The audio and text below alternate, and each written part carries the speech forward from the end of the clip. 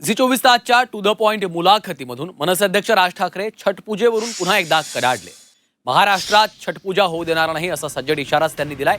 महाराष्ट्रात येऊन आम्हाला ताकद दाखवू नका असं देखील वक्तव्य राज ठाकरेंनी केलं.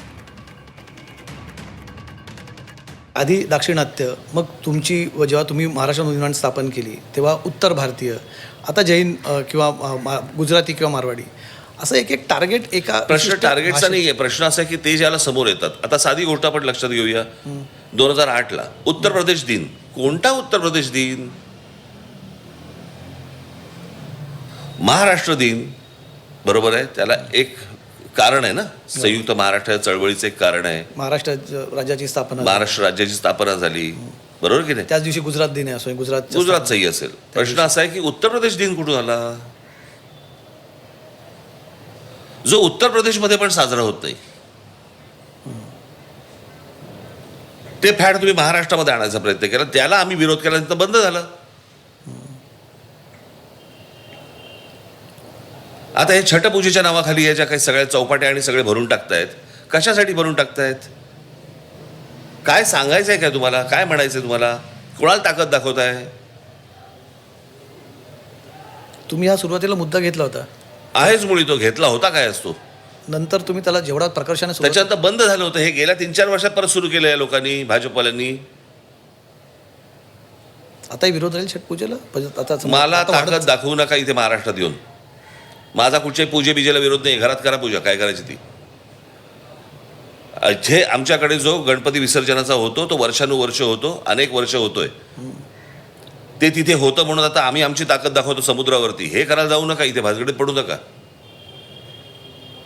माझा कुठच्याही प्रार्थनेला, पूजेला, कोणाच्या वैयक्तिक आयुष्यामध्ये मला जायची पण इच्छा नाही आणि गरजही नाही आहे.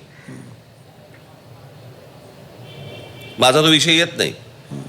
पण तुम्ही त्याच्या मार्फत जर समजा मला तुम्ही इथे महाराष्ट्रात येऊन मराठी माणसांना जर ताकद दाखवायचा प्रयत्न करत असाल तर त्याला माझा विरोध राहणारच आहे.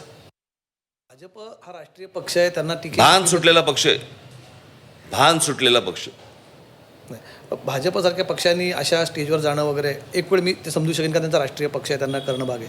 शिवसेना, जी दुसरी शिवसेना शिंदेची, ते सुद्धा छटपूजेला तिथे जातात आणि का बा वगैरे म्हणतात. याचं कारण भान सुटलंय. सत्तेसाठी लाचार. जिथून जिथून मतं मिळतील, जिथे इथे पैसे वाटता येतील, ज्याच्यातनं मला सत्ता मिळेल, ते सगळं करा. हे सगळं युपी बिहारचं कल्चर आहे. हे सगळं जे आपण महाराष्ट्रात घुसवतोय आपण.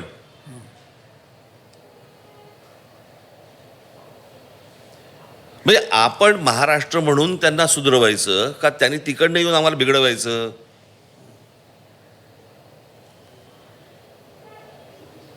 मला असं वाटतं महाराष्ट्रातल्या प्रत्येक तरुणांनी आणि तरुणींनी मला असं वाटतं या गोष्टीचा विचार केला पाहिजे.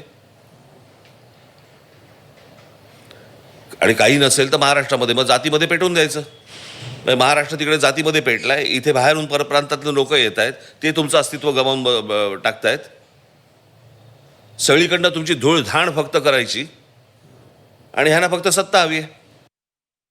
छटपूजेलाही विरोध दर्शवलेला आहे राज ठाकरेंनी आमच्या मुलाखतीमध्ये. कसं बघता येईल? बघा, छठ पूजा कोणताही धर्म करणं, कोणतीही आराधना करणं हा बाबासाहेबांना सरळ अधिकार दिला आहे. मगर काही लोक तर मराठी भाषाला, महाराष्ट्राच्या जनतेला अपमान करत असेल तर ते गलत आहे. तुम्ही पूजा करा, पाठ करा, परंतु महाराष्ट्राची अस्मिता आहे त्याला तुम्ही ठेस देऊ नका. मराठी भाषेचा सन्मान करा. छत्रपती शिवाजीच्या पावनभूमीवर आहे तर मराठीचा सन्मान करावा, हेच गरजेचं आहे. भगवा रंगला तुम्ही पसंत करत नाही. आम्ही बोलतो आम्ही इकडे साजरा करू, छठ पूजा साजरा करू, इकडे आम्ही कावड यात्रा साजरा करू, कुंभ मेळा साजरा करू. आम्ही बघतो कोण आम्हाला थांबवणार.